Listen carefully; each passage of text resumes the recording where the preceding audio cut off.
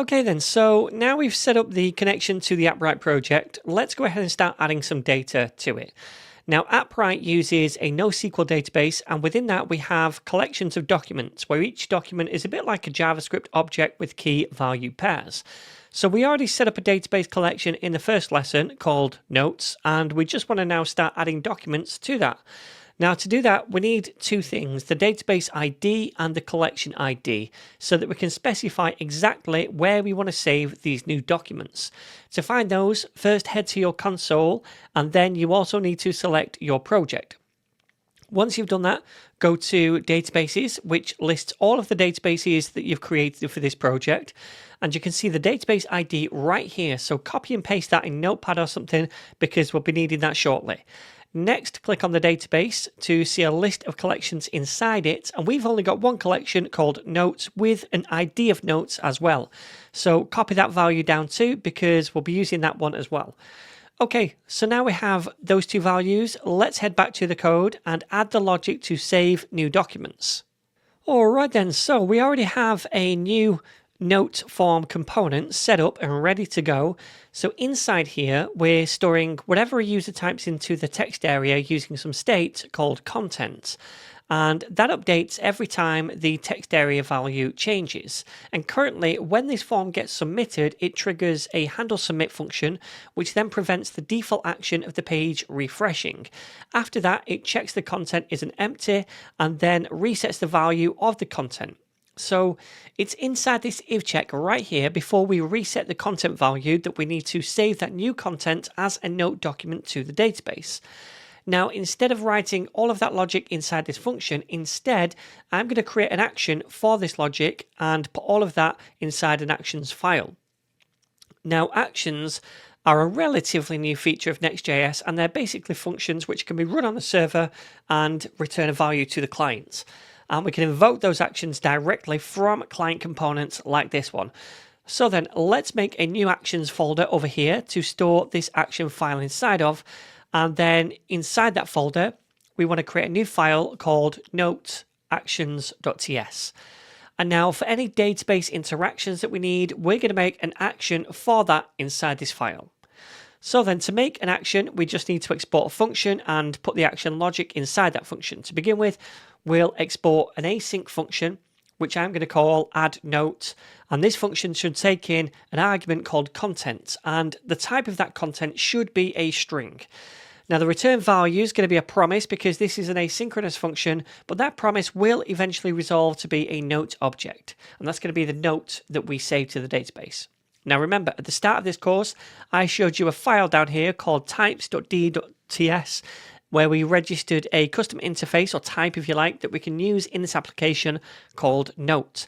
And that interface said that any note objects must have these three fields: an ID field, a created@at field, and a content field, all strings. Also notice these first two fields have $signs at the start, and that's because these are fields generated by Appwrite, and Appwrite adds these $signs to the fields to mark them as such. Anyway, back inside the actions file, we're saying the return value will eventually resolve to be of type note with those three fields. Now, one thing before we go any further, I've just noticed we have this utils folder right here where we have this Appwrite file that we set up in the last lesson. And I've actually put this utils folder inside the app folder. But normally what I like to do is put that inside the source folder outside of the app folder as well. The app folder I like to keep for things like components and actions. And then any utility files or service files, I generally put just inside the source folder outside of the app folder.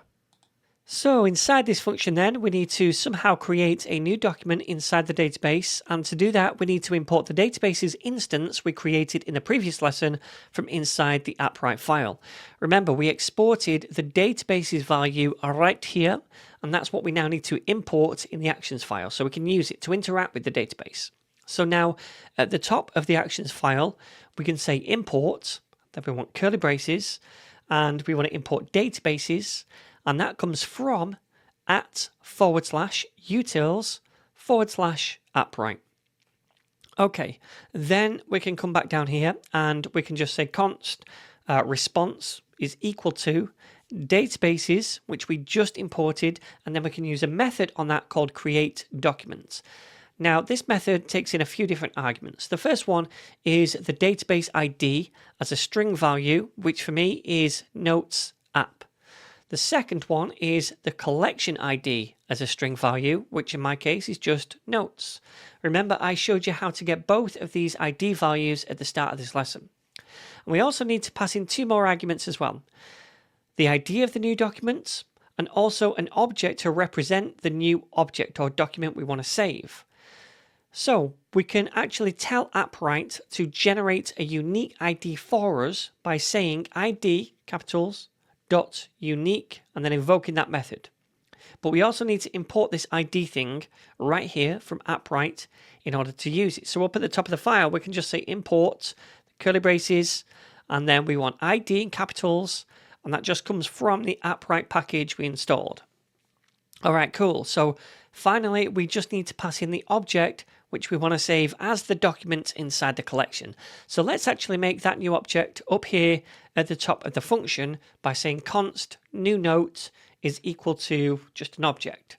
And I want to add a content field to this object to specify the note contents. And the value of that is just the content argument we take into this action. So that's the only field we need to add. And then Appwrite's going to add on an ID field for us, as well as a couple of other automatic fields as well, which we'll see shortly. Anyway, now we can pass that new note object in as a final argument right here. And now when we invoke this action, it's going to reach into the notes collection and save this new note document, and it's going to apply an auto-generated unique ID to it as well. Now, as a response to this create document function, we actually get that new note document back from Appwrite, and it contains a bunch of different properties on it created by Appwrite along with the content property we added. And that document now gets stored in this response constant, so we can access all those properties directly on it. Now remember, this function returns a promise which eventually resolves to a note object. So what we'll do is create a new object by saying const note is equal to an empty object, and then inside this we can just add the properties of a note object, which remember, if we take a look at the typed file, are the $ID, $created at, and also the content. And the first two properties have that $ in front of them, remember, because Appwrite generates those fields. So we can go back to the action, and now the $ID is the first property, and we can set that to be equal to the response we get back and then access the $ID property on that. Next, we need the $created at property, and the value of that is just going to be response dot $created at. And then finally, we need the content property, and the value of that is just response dot content without a $, because we created that property, right? All right, so once that's all done, we can just go ahead and return that note object from this action. Okay then, so now we have this, we can go back to the new note form component where we try to add a new note. And inside here, we want to invoke this action, this add note action. So I'm just going to say right here, await add note. I'm going to click on this and it should auto import this thing for me up here from the actions file, which it does. Awesome. So remember, we have to pass as an argument right here the content. Now we have that stored in this state, so we can just pass it through like so. And that's all there is to it. So let's try this out now. All right then, so before we try this out, I'm actually going to go to the database over here. We can see this notes collection. I'm going to click on it and we can see right now we have no documents, right? So if we go back over here, I'm going to write something in like make a tutorial, and I'm going to click add notes. Now, apart from this clearing, nothing happens on the front end. We don't see any changes, and that's right because we've not implemented any front end changes yet. All we've done is sent a request to Appwrite to add a new document to the notes collection. But if we go over here and refresh now, we should see that we have this document right here and this document ID that Appwrite generated for us, okay? And you can click on that to see the data if you want. So the content property, make a tutorial, that's the one we add. The overview down here, you can delete the document if you want. We don't want to do that. We're going to be deleting documents from the front end later on. But anyway, now we know that works. Now, in the next lesson, what I'd like to do is when the page first loads, we want to fetch all the documents. So we're going to do that and create an action for that in the next lesson.